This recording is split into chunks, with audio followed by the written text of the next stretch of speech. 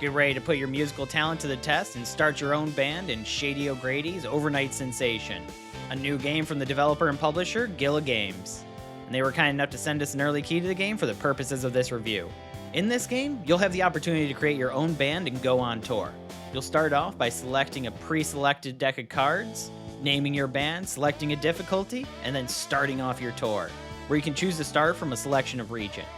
And then you can travel around the map with icons that represent different gigs, battles, and shops, as well as some helpful allies and mystery events that'll pop up as you're navigating around. With the freedom to select what kind of path you want to take, whether you want to try and hit shops first, or go straight into a battle. With the battle mechanics using that deck of cards that you selected earlier. Every card has its own points, based on its entertainment value. So you can select one of your songs that you have that'll give you an option of what to play during those notes. By lining up a card with the same instrument as what you have in the song, you'll get bonus points, as well as special spots that'll also give you bonus entertainment points based on whatever you put there. So lining up your cards so you can get the most points as possible from a song is key, because these points will determine how much money you get after the gig, or if you're winning a battle if you're going up against another band. And when you win these battles, you'll actually be able to select new songs that you can play when you go into the next battle, as well as some new cards that you can add into your deck as well. But before you go into a battle, personally my favorite technique was actually going to one of the shops. There's a couple different kinds of shops. The base shop is one where you can actually upgrade the abilities of your cards. So you can add extra points whenever you play drum cards or keyboard, with the bases of these cards that you can buy being completely different in each shop. So you'll want to grab these upgrades whenever you can. But don't worry, if you don't have enough money for it, you can always come back to the shop as long as you're still touring in that area. But once you decide to leave an area, there's no going back to it. You'll have to continue on the tour in a different region. So be sure to maximize your purchasing power and get everything that you want from the stores whenever you come across them. And make sure that you hit all the other spots that are in that touring area as well, because they'll come in a lot of handy, especially when you come across ones that allow you to upgrade your cards or remove cards from your deck that are just too weak to be able to use anymore. And then you'll continue doing this for each region until eventually you lose 3 battles and you're knocked out of your tour entirely. At which point, it's time to rename your band and start anew, because this game has roguelike elements to it. So you'll continue doing new runs every time you lose and trying to get a little bit further each time. But where Shady O'Grady's Overnight Sensation kind of falters is where it doesn't seem to have any kind of implementation where you feel better or stronger on that next run. Sure, you might know a little bit more of the mechanics going into the next one, but you don't really get to change your deck or make any adaptation to it beforehand. You kind of just start off a new run with a new band name and hope for the best. You do eventually unlock new decks of cards and everything that you can use, but that doesn't necessarily mean that you have a better chance. There's nothing in this game that makes it feel like, oh, on this next one, I definitely have it, because you don't get to really select your cards. You're given this pre-selected deck of cards, you have to run with it, and then when you lose, you kind of just have to go back and start with that same deck of cards. There's no real change to it, which is kind of a letdown because the mechanics in this game are pretty stable, and I kind of like where they're going with it, where you have a deck of cards where each hand is randomly selected, and then you have to select a song based on the cards in your hand in order to get the most points possible.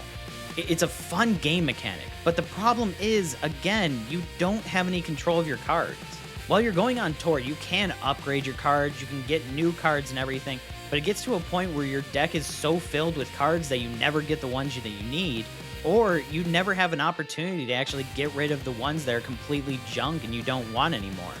On top of that, as you progress through the game, you'll get technical problems, which are going to be negative cards that'll slide into your deck. Whenever these pop up, if you play them, it can ruin the rest of the song unless you have a tech support card that can counteract them. But in my case, whenever these came up, I would have no tech support cards in my hand. And then eventually toward the end of the battle, I get all my tech support cards right at the same time. Which I know, luck of the draw. But when it comes to making the deck, I don't feel like I had really any control over what cards were even in my deck. And even then, when you're getting to select new songs, you don't get to select or change or make the song yourself in order to adapt to kind of the deck that you have. Instead, it's just randomly generated as to where some squares would be and where instruments would be placed inside the song. Just so much of this feels so randomized and against you that it doesn't feel fun to play at times. Which honestly was the biggest problem that I had with this game, where every run I started, I kind of felt like the run was dead from the beginning.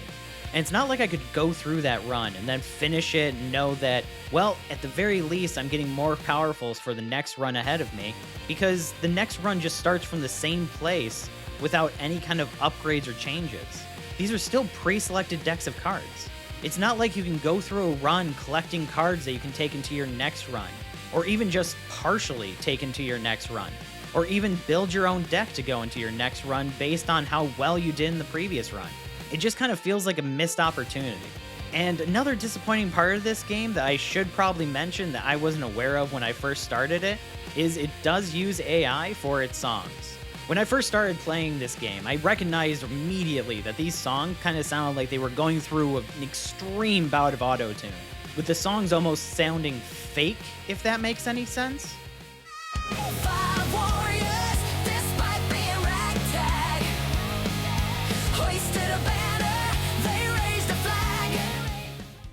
And it took me a while, but eventually midway through playing one of the runs, I recognized that all the music sounds like the same kind of goofy songs that I would make for friends through Suno.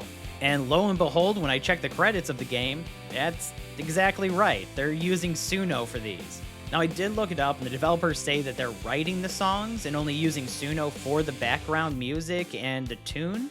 But at the same time, when you're making a game about music and bands, you would think that you'd be using, I don't know, real bands.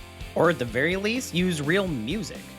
It kind of feels like opening up an art exhibit in order to show off your love of art, and then it just turns out you just printed off some JPEGs from Google Images and stapled them onto the walls. It just feels like a hollow solution, and definitely not the right use of AI, especially when it comes to making games. With all that in mind, overall, I give Shady O'Grady's Overnight Sensation a 2 out of 5. When it comes to this game, I love the concept, I love the core gameplay, and I love where they're going with it. But the bigger problem is it's so strict that it doesn't feel like it has any customizability, and I have no control over really what happens in the game. I did enjoy picking the songs and trying to figure out what instruments to use, when to use them, and how to maximize my deck. But at the same time, it only goes so far when you lose so much control of your deck, especially as the game goes on. And not being able to build up your own deck to start off with is kind of a letdown, as you kind of learn what kind of cards you want and want to use, but you can't really start with those. You had to start with this pre-selected deck that didn't work for you last time, so why would it work for you this time? And I get, you could re-strategize with that same deck and eventually get through this, but to me, that's not as fun. And that's just what it came down to with me, is it just wasn't as fun when it was going through a new run. There were a couple times in this game where I kind of just waited for the run to end, knowing that it was kind of dead, and sometimes I just ended it early because I knew there was no chance I had of finishing that tour. And then instead of being excited to start the next one like I normally am with roguelites, I instead was more excited to shut the game off. Also, it's disappointing that a music-based game is using AI-based music. I feel like this is the perfect opportunity to experiment with GarageBand or make your own music, but no, they just went the lazy route with it and just decided to use AI. But the game's still in early access, so there's plenty of time for the developers to go back and make some changes to it that could possibly make this a little bit more fun for me. But hey, maybe these aren't problems that you would have with the game. If you think that this game looks interesting to you, as always, links are going to be in the description below so you can check it out for yourself. And if you made it this far, be sure to hit that subscribe button and check out some of our other videos so you can keep up to date with new games that are coming out just like this one. Until next time, this is Brad with the Bickering Nerds.